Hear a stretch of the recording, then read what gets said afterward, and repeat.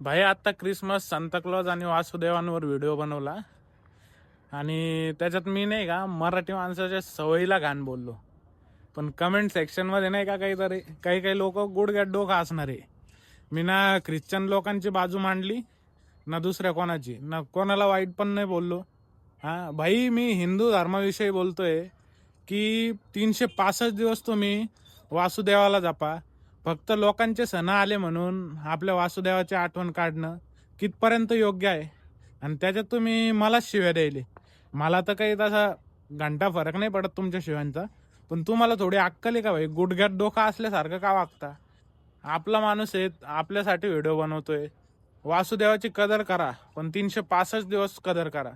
मी जे लोक वासुदेवाच्या स्टोऱ्या टाकत होते ना मागच्या 2-3 वर्षापासून, त्यांना दुसऱ्या दिवशी वासुदेव दारावर आल्यावर त्याच्या तोंडावर दार लावताना पाहिलेलं आहे. म्हणून मी असा व्हिडिओ बनवला. आणि तुम्ही म्हणजे मंद बुद्धीचे लोक आहे आपलेच लोक आपल्याच लोकांचा विरोध करतात. आणि त्याच्यामुळं हे धर्म परिवर्तनाचं जेवढं पण वाढलेलं आहे ना, ते त्याच्यामुळं वाढतं. आपल्याला वाटतं आपला समाज आपली साथ नाही देत आणि त्याच्यामुळं धर्म परिवर्तन जास्त होतं. भाई, असं असलं ना तर माइंड वॉश करणं, ब्रेन वॉश करणं इतकं सोपं होऊन जातं ना आपल्या धर्मांच्या लोकांचं. त्याच्यामुळं दुसऱ्या धर्माचे लोक येऊन इकडं घुसपेट करताय आणि तुम्ही काय आपल्या लोकांचा विरोध करताय. काय तर कमेंट सेक्शनमध्ये शिव्या देत आहे. भाई, बंद करा हे सगळं. काय बोलतो काय नाही नीट ऐकून घ्या. गुडघ्यात डोकं असल्यासारखं नका वागत जाऊ. काय ठीक आहे.